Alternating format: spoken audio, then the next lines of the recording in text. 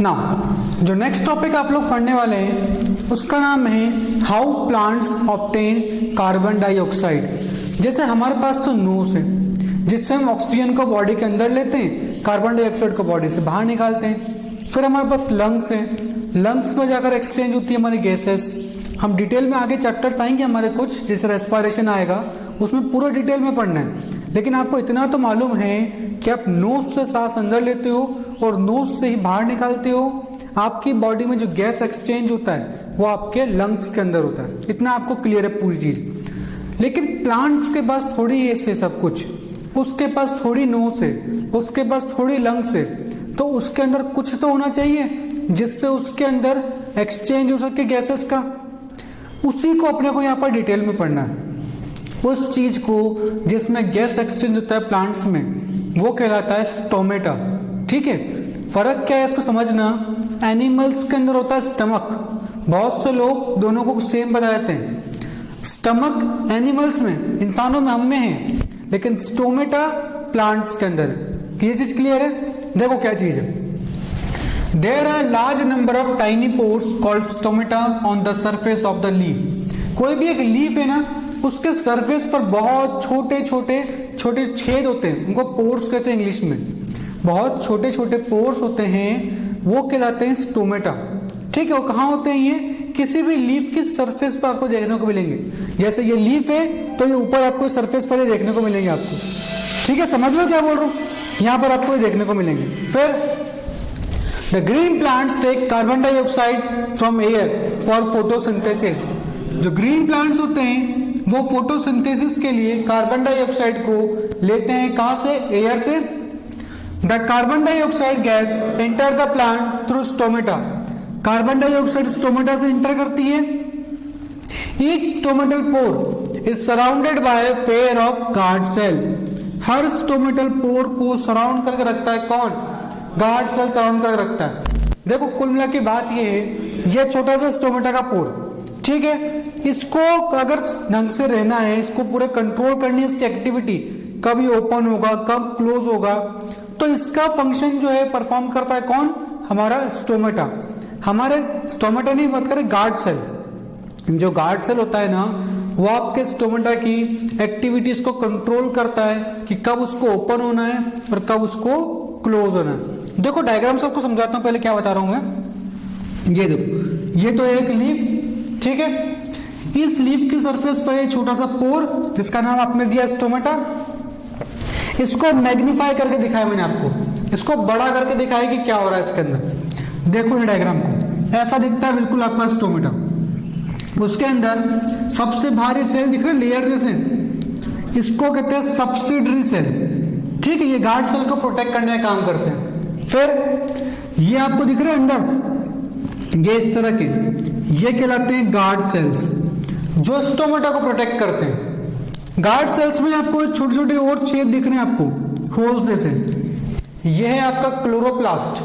Chloroplast क्या होता है? जो आपके लीफ में आपने पढ़ा है, क्लोरोफिल, ग्रीन पिगमेंट, जिसकी वजह से फोटोसिंथेसिस हो सकती है, उसी क्लोरोफिल को जो स्टोर करने काम होता है ना, मतलब जो क्लोरोफिल है वो क्लोरोप्लास्ट के अंदर प्रेजेंट होती है। ठीक है, इतनी सी बात आप समझ लो।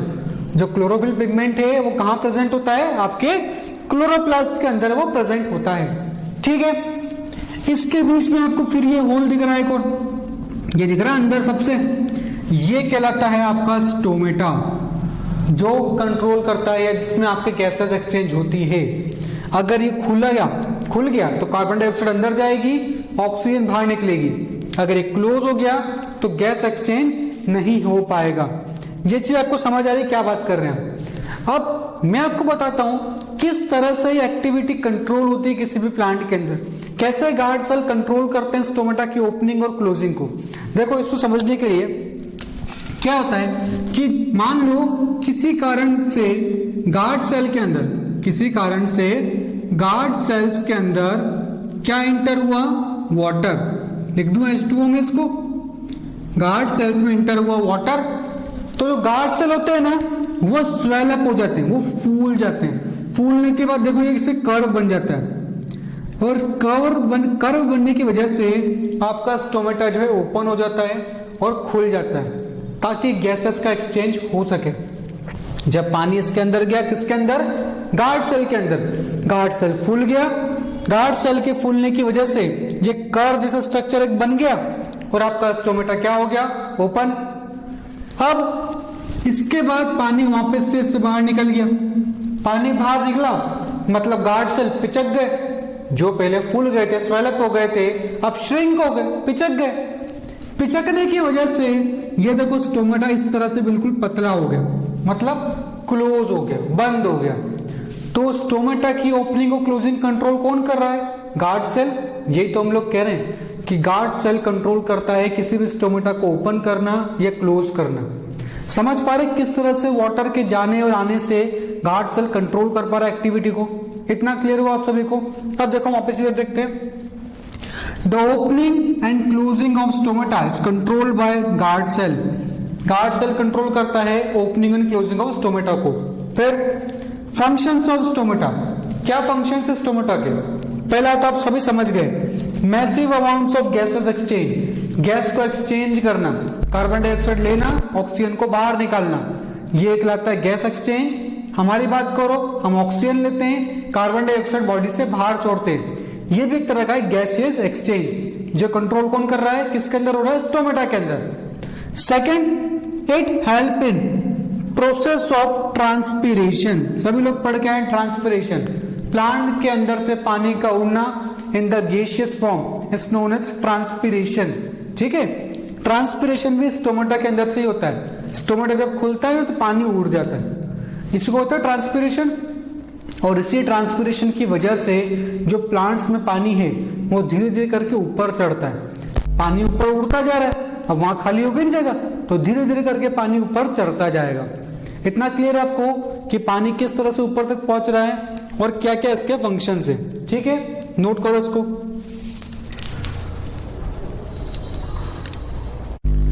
आप लोगों ने भी देख लिया कि कार्बन डाइऑक्साइड किसी भी प्लांट के अंदर कैसे अंदर घुसती है, कैसे उससे ऑक्सीजन बाहर निकलती है। अब अपन लोग ये देखेंगे कि जो वाटर है वो प्लांट के अंदर कैसे जाता है। देखो सिंपल सी एक बात तो समझ लो आप लोग, सनलाइट जो है वो डायरेक्टली प्लांट कैप्चर करता है क्लोरोफिल की मदद से। CO2 आपने सीख ली, स्टोमेटा से जाएगी, वाटर रूट से एब्जॉर्ब होता। किसी भी प्लांट में अगर कोई पूछे कि वाटर कहाँ डालोगे कि प्लांट्स को ले सके, तो आपका आंसर होगा उसके रूट्स पे डालना पड़ेगा, तब जाके पानी उसमें एब्जॉर्ब होगा। लेकिन एक कॉमन सी बात समझो, आपने पानी डाला रूट्स पे, ठीक है, फोटोसिंथेसिस कहाँ होनी है, लीव्स में। अब रूट और लीफ में तो बहुत बड़ा डिफरेंस होता है। किसी छोटे प्लांट की बात करें तो ठीक है कम होता है, लेकिन बड़े बड़े आपने ट्रीज देखे, रूट्स में डालना उस पानी तो वहां भी, तो वहां से लेकर सीधा ऊपर तक लीफ तक पानी को पहुंचाना है ताकि फोटोसिंथेसिस की प्रोसेस कंप्लीट हो सके। तो कोई तो होना चाहिए जो रूट से लेकर सीधा वहां तक पानी पहुंचा सके। दूसरा, एक खाना जो बना रही है लीफ, ठीक है, उस लीफ ने खाना बनाया, अब उसको ट्रांसपोर्ट उसको भी करना पड़ेगा। जो रूट से उसको खाना चाहिए, बना कहाँ, लीफ में, तो लीफ से लेकर रूट्स तक भी तो फूड को ट्रांसपोर्ट करना पड़ेगा, तो उसके लिए भी एक मैकेनिज्म है। तो ये दोनों मैकेनिज्म अपन इसमें समझेंगे, तो इसको ध्यान से देखना कि क्या चीज कैसे हो रही है। ध्यान से देखो, the water required by the plant is absorb by roots of the plant from the soil. Soil से जो प्लांट है उसकी रूट्स वाटर को एब्जॉर्ब करती है। एब्जॉर्ब करने के बाद क्या होता है इसको देखेंगे, the water absorb by the roots of the plant is transported upward. जो पानी एब्जॉर्ब हुआ उसको ऊपर ले जाना है, ठीक है, ट्रांसपोर्ट करना ऊपर के साइड थ्रू जाइलम वेसल। ये है सबसे इंपॉर्टेंट वर्ड इस टॉपिक का। एग्जाम में कंपटीशन में बहुत बार पूछा जाता है कि प्लांट में वाटर किस वेसल के थ्रू ट्रांसपोर्ट होता है। ये इतना हाई लेवल का क्वेश्चन है कि 11th में भी ये क्वेश्चन पूछे जाते हैं, 11th के कंपटीशन एग्जाम्स के अंदर भी। कभी कभार तो नीट में भी इसके बेसिस पर क्वेश्चंस आते हैं कि प्लांट में जो वाटर है वो किस वेसल से ट्रांसपोर्ट हो रहा है। आपका आंसर होगा जाइलम वेसल से वो वाटर ट्रांसपोर्ट होता है। देखो डायग्राम्स आपको समझाता हूँ पहले क्या चीज हो रही है, इधर ध्यान देना। ये है आपकी रूट्स, ठीक है, इसको नाम देते हैं, ये है आपके रूट्स। इन रूट्स में पानी एब्जॉर्ब करा, कहां से करा? सॉइल से। सॉइल से पानी को एब्जॉर्ब करने के बाद ये आपको दिख रही है जाइलम वेसल, ठीक है, ये दिख रही है इसके पास में, ये जा रही है, ये इस जाइलम वेसल ने यहां से पानी जो रूट्स में एब्जॉर्ब करा ना, उसको पकड़कर बिल्कुल ऊपर तक ट्रांसपोर्ट करने का काम कर रही है, ताकि पानी जो नीचे है वो ऊपर तक आसानी से पहुंच सके। ऊपर तक पहुंचने के बाद उसको जहां पानी पहुंचाना है वहां पर वो डिस्ट्रीब्यूट कर सकती है, वहां पर वो पहुंचा सकती है। ये चीज तो आपको यहां पर समझ में आई। Transport of water is perform by xylem vessel. इसके नीचे देखो एक और वर्ड लिखा हुआ है यूनी डायरेक्शनल। क्या मतलब होता है इसको समझेंगे। यूनी का मतलब होता है one, yes single. Directional, direction, एक डायरेक्शन के अंदर ट्रांसपोर्ट करना वाटर को। एक बात समझो, पानी कहां से एब्जॉर्ब हो रहा है? रूट से। ट्रांसपोर्ट का करना है ऊपर, और क्या ऑप्शन? जमीन के अंदर छोड़ डालना पानी, वापस एब्जॉर्ब कर रहा है तो पानी को ऊपर ही ले जाना है ना, मतलब ट्रांसपोर्ट तो कुछ भी कर लो नीचे से ऊपर ही करना, एक ही डायरेक्शन के अंदर। तो इसीलिए कहलाता है unit directional transport mechanism. Xylem vessel जो है यूनिट डायरेक्शनल ट्रांसपोर्ट करती है वाटर का, मतलब सिर्फ एक ही डायरेक्शन के अंदर ट्रांसपोर्ट करती है। ये आपको समझ में आया जाइलम वेसल के बारे में, ठीक है। इसी के पास में देखो एक और चीज दिख रही है आपको, ये है फ्लोएम, दिख रही है, ये है फ्लोएम वेसल। जिस तरह से आपकी जाइलम का काम होता है पानी को ट्रांसपोर्ट करना, उसी तरह से आपकी फ्लोएम का काम होता है ट्रांसपोर्ट ऑफ फूड। जो फूड ये लीफ बना रही ना, इसको ट्रांसपोर्ट करना। अब एक बात क्या समझेंगे अपन, पानी को ट्रांसपोर्ट करना था तो नीचे से ऊपर ही जाएगा, और कोई ऑप्शन था नहीं। लेकिन लीफ के पास तो दोनों ऑप्शन है। क्या? इसने जो खाना बनाया, हो सकता है इसके ऊपर के पार्ट्स को जरूरत हो, या हो सकता है इसके नीचे के पार्ट्स को जरूरत हो।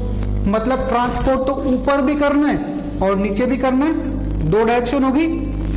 इसीलिए इसको कहते हैं bidirectional transport. Bi means two, और डायरेक्शनल डायरेक्शन, दो डायरेक्शन में ट्रांसपोर्ट करती है कौन? फ्लोएम। और एक डायरेक्शन में ट्रांसपोर्ट करता है कौन? जाइलम।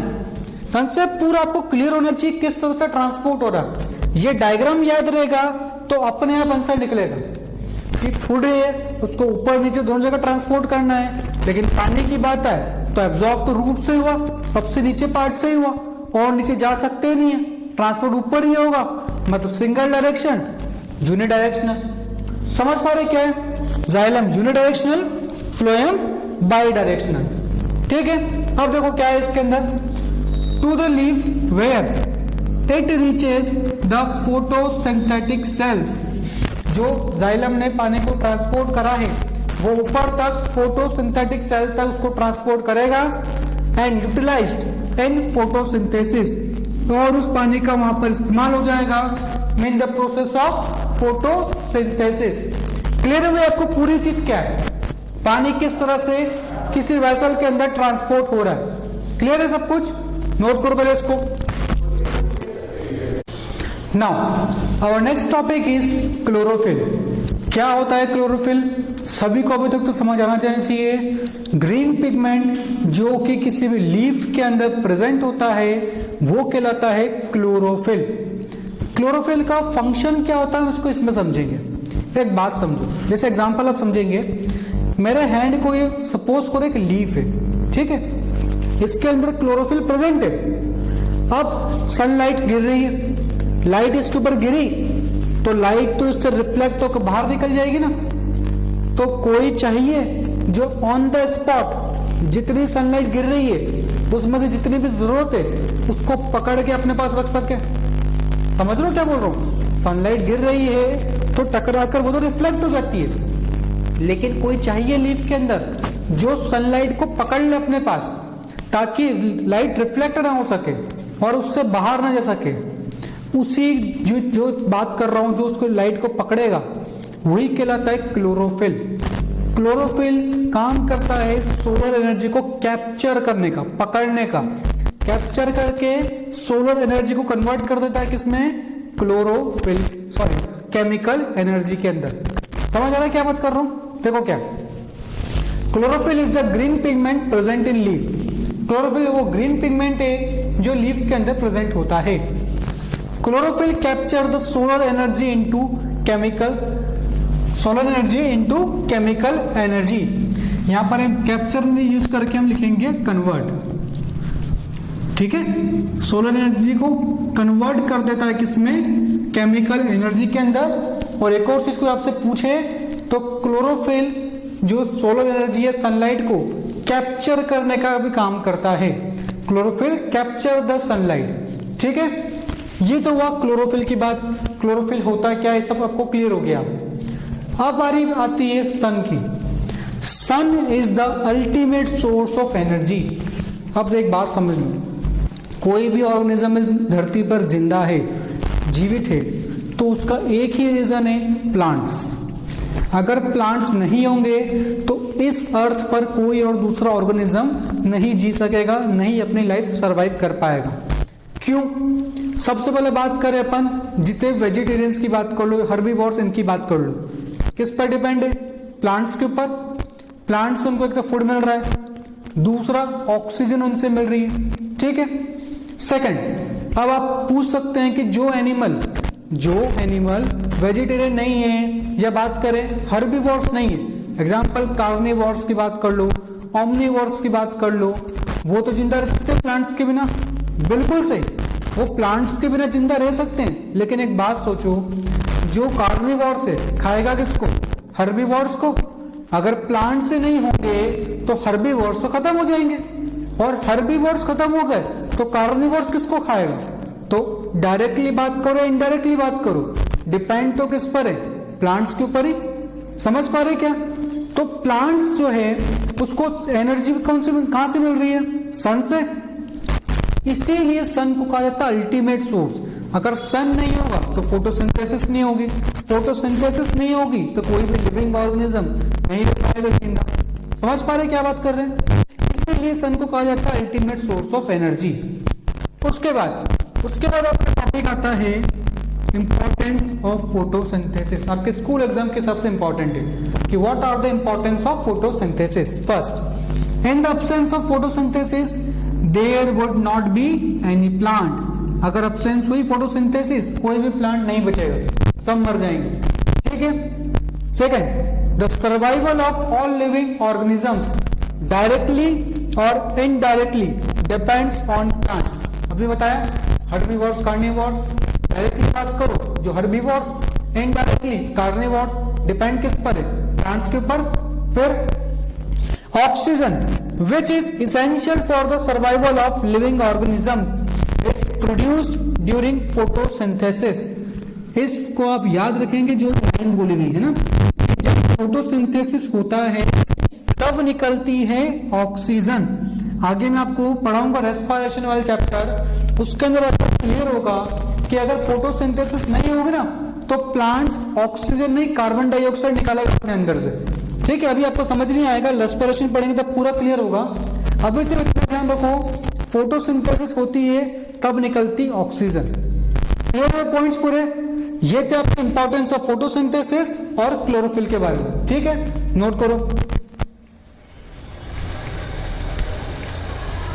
नाउ आप लोगों ने देखा होगा कि हर प्लांट की लीफ जो होती है वो ग्रीन कलर की नहीं होती।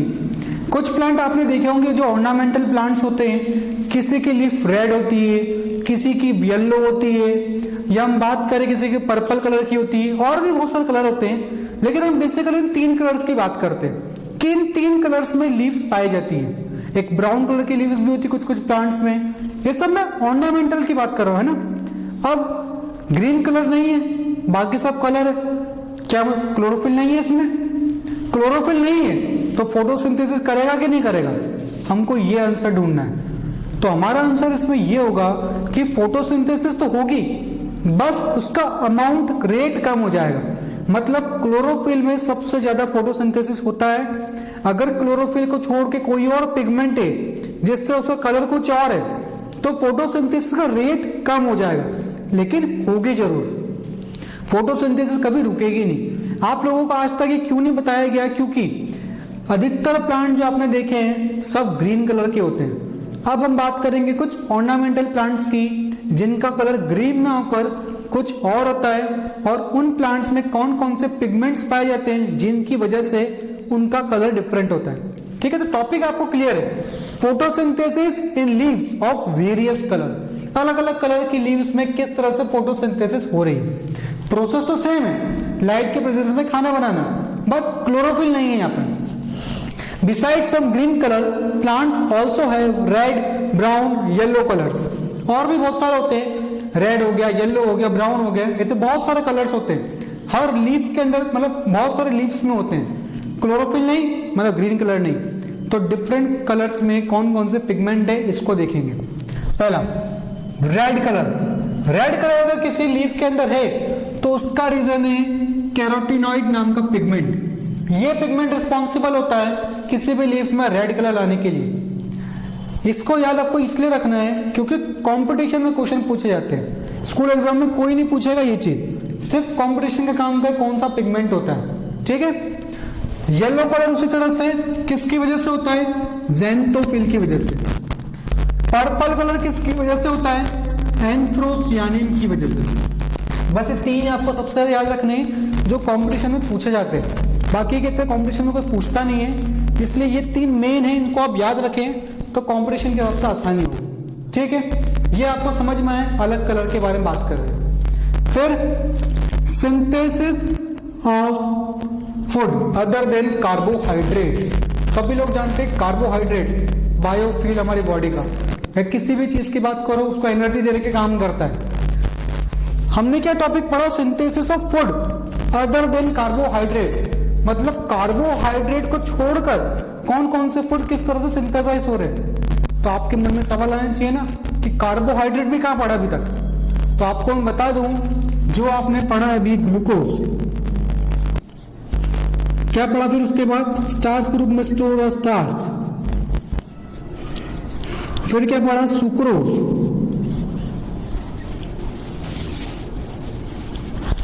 ये तीनों कार्बोहाइड्रेट के नाम है, एक तरह के कार्बोहाइड्रेट ये तीनों। ठीक है, देखो क्या carbohydrates are made up of carbon, hydrogen, oxygen. Carbon के, हाइड्रोजन के, ऑक्सीजन के बने हुए होते हैं। कार्बोहाइड्रेट्स देख भी रख सकते हैं आप चाहे तो, C6H12O6, कार्बन, हाइड्रोजन, ऑक्सीजन। ठीक है, carbohydrates are used to synthesise other components of food. Carbohydrate का यूज करते हैं ताकि प्लांट की बॉडी के डिफरेंट डिफरेंट कंपोनेंट्स बन सके। जैसे प्रोटीन कंटेन नाइट्रोजन, लेकिन जो प्रोटीन होता है ना उसको बनाने के लिए नाइट्रोजन की जरूरत पड़ती है। हम इसी चैप्टर में हमारे आगे पढ़ेंगे कि नाइट्रोजन लेग्यूमिनस प्लांट्स के अंदर राइजोबियम बैक्टीरिया की मदद से मिलता है। या हम बात करें कि नाइट्रोजन किसी भी प्लांट को फर्टिलाइजर के जरूर मैन्योर की मदद से मिलता है। समझते हो ना, फर्टिलाइजर मैन्योर का मतलब जो भी आप केमिकल डालें ताकि प्लांट की ग्रोथ बढ़ जाए उसमें नाइट्रोजन भी होता है, या मैन्योर डालें उसमें भी नाइट्रोजन पाया जाता है, तो उसकी मदद से प्लांट को क्या मिल गया, नाइट्रोजन। वो बन क्या गया, प्रोटीन। कार्बोहाइड्रेट तो बन ही रहा था। एक और चीज जो आप लोगों ने पढ़ रखी है, फैट, ये कार्बोहाइड्रेट की मदद से ही बन जाता है। इसमें भी कार्बन, हाइड्रोजन, ऑक्सीजन होते हैं, तो इसी की मदद से प्लांट जो है फैट को भी बना लेता है, जो कि इसकी बॉडी के कंस्टिट्यूएंट बनाने में काम आते हैं। तो ये आपको पूरा क्लियर हुआ कैसे फूड बन रहा है और अलग अलग कलर्स में क्या हो रहा है। ठीक है, नोट करो। नाउ आपका नेक्स्ट टॉपिक जो आप पढ़ने वाले हैं उसका नाम है सेल। सेल वर्ड से आप लोग अभी बहुत कुछ समझते हैं, लास्ट ईयर भी आपको पढ़ाया मैंने। सेल का मतलब क्या होता है, सुनो वापस से। हमारे घर किससे बना हुआ है, हम कहेंगे ईंटों से। ईंट एक के ऊपर एक रखी तब जाकर इतनी बड़ी बिल्डिंग बनी, दीवारें बनी, सब कुछ। उसी तरह से हमारी बॉडी में ईंट की जगह सेल है। बहुत सारे छोटे छोटे सेल मिले तब जाके हमारी बॉडी कंप्लीट हुई। तो सेल को आप क्या कहते हैं, बिल्डिंग ब्लॉक, या फिर सबसे बेसिक यूनिट आपकी बॉडी की। जिस तरह से कोई घर की बात करें सबसे बेसिक यूनिट कौन है, आपका आंसर होगा ब्रिक। उसी तरह से कोई पूछे आपकी बॉडी की या किसी भी लिविंग ऑर्गेनिज्म की बॉडी की सबसे बेसिक यूनिट क्या है, आंसर होगा सेम, सेल। ये बात आपको समझ आ रही है। मैं आपको बता रहा हूं अब सेल के बारे में, सेल का स्ट्रक्चर पूरा। आपके कोर्स में इतना नहीं है, लेकिन इसको समझेंगे कंपटीशन के हिसाब से ये बहुत इंपॉर्टेंट है। ठीक है, अभी मैं जो आपको बता रहा हूं इसके बाद भी बहुत कुछ है सेल में जो पढ़ना बाकी है, लेकिन वो बहुत हाई लेवल का होगा, तो उसको हम अभी नहीं पढ़ के हायर क्लास में डिस्कस करेंगे। यहां पर आपके जो काम का है आपसे उसको डिस्कस करेंगे। ठीक है, देखो डायग्राम को क्या बता रहे हैं। डायग्राम में ये सबसे बाहर आपको एक लेयर दिख रही है, ये दिख रही है स्क्वायर लेयर। ठीक है, स्क्वायर नहीं होती है ये ओरिजिनली, बट आपको समझाने के लिए मैंने स्क्वायर बनाई है। इसको कहते हैं सेल वॉल। सेल के सबसे बाहर की लेयर होती है सेल वॉल। और खास बात क्या है, ये सेल वॉल सिर्फ प्लांट्स में मिलती है, सिर्फ और सिर्फ प्लांट्स के अंदर मिलती है। एनिमल्स में ये एब्सेंट होती है, एनिमल्स में नहीं मिलती है। अब इसका रीजन क्या है कि एनिमल्स में नहीं मिलती, प्लांट में मिलती है। जैसे हमारी बात कर हम एनिमल के अंदर आते हैं। ठीक है, आपको गर्मी लगी, कहाँ गए आप? घर में ऐसे चालू कर दिया। ठंड लगी, घर में घुस गए, अपने आप को क्लोज रूम में रख लिया ताकि गर्मी रहे, हीटर लगा दिया। बारिश आई या कुछ भी तूफान, ऐसा कुछ भी इन्वायरमेंटल चेंज हुआ, आप घर के अंदर चले गए, किसी बिल्डिंग में चले गए, अपने आप को प्रोटेक्ट कर लिया। कपड़े से, क्लोथ से, सबसे अपन प्रोटेक्ट कर सकते हैं। लेकिन जरा सोचो, जो प्लांट बाहर है, चाहे आंधी आए, तूफान आए, गर्मी हो, ठंड हो, बरसात, कुछ भी हो, उसको तो वहीं रहना है बाहर और सब उसको ही सहन करना है। तो उसकी एक्स्ट्रा प्रोटेक्शन के लिए, उसकी ज्यादा प्रोटेक्शन के लिए भगवान ने उसके आसपास सेल वॉल बना के दे दी ताकि वो अच्छे से रह सके और उसको ज्यादा प्रोटेक्शन मिल सके।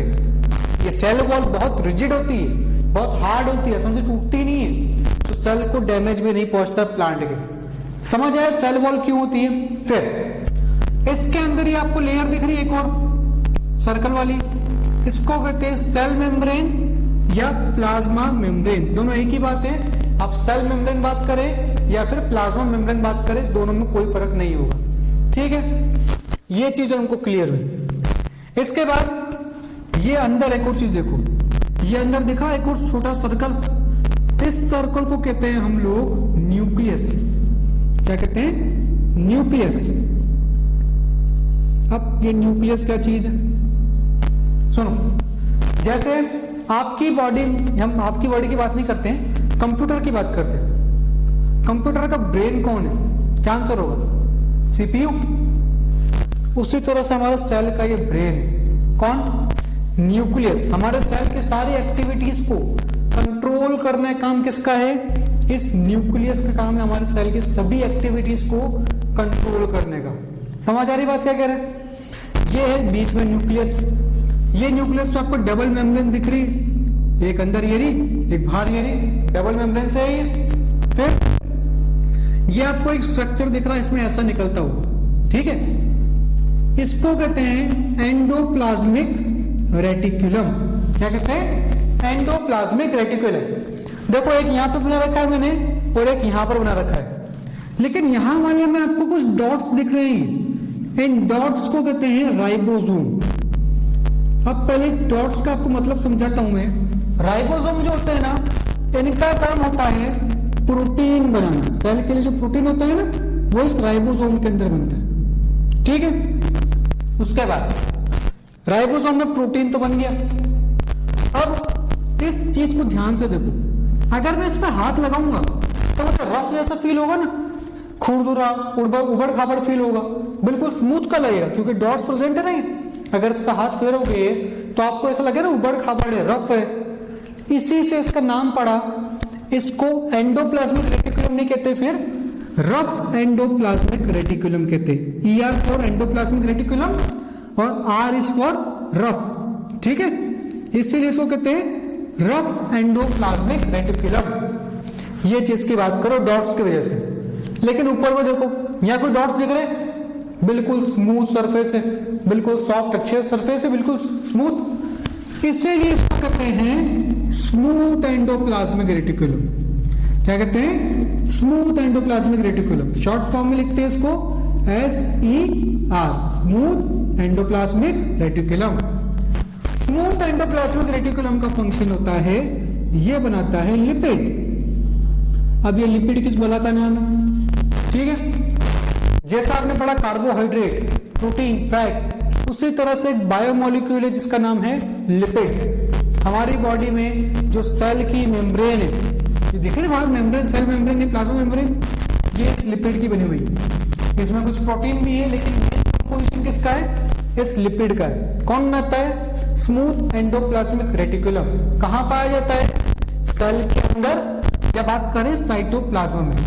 ठीक है, फिर ये देखो एक और चीज दिख रही है आपको, ये कहला रही है माइटोकॉन्ड्रिया। क्या होता है ये mitochondria? Mitochondria basically power house है हमारा। क्या है हमारा? Power house. मतलब हिंदी में बोले तो वो घर जो एनर्जी देगा।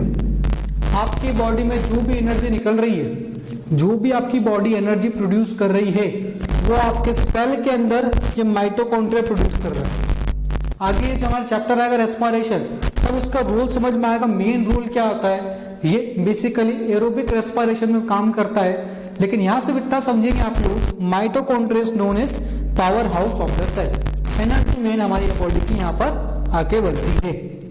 आपको पूरी चीज को समझ, बस लास्ट से बच गया साइटोप्लाज्म। क्या होता है साइटोप्लाज्म?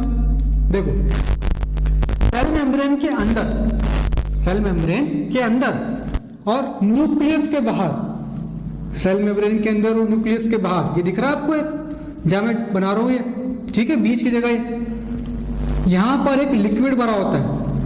उस लिक्विड को या इस स्पेस को हम कहते हैं साइटोप्लाज्म, जहां पर बाकी सेल ऑर्गेनेल्स प्रेजेंट होते हैं।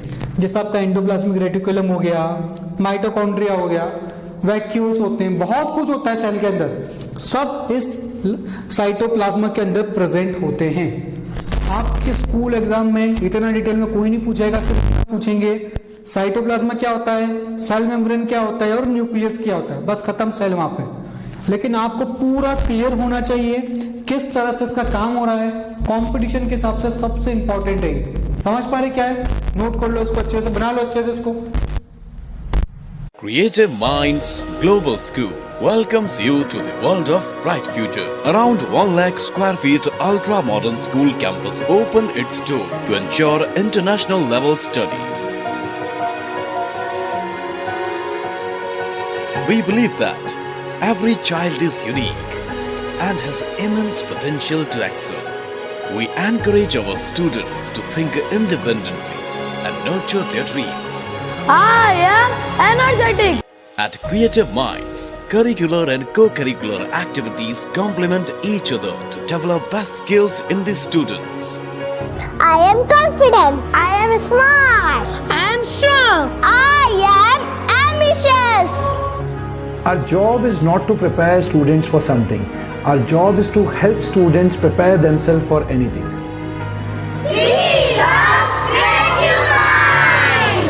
Opposite Gopi Ki Thani off Neemach Manasa Road behind Maheshwari Warehouse, Neemach. For any inquiries, please call on 8770349336.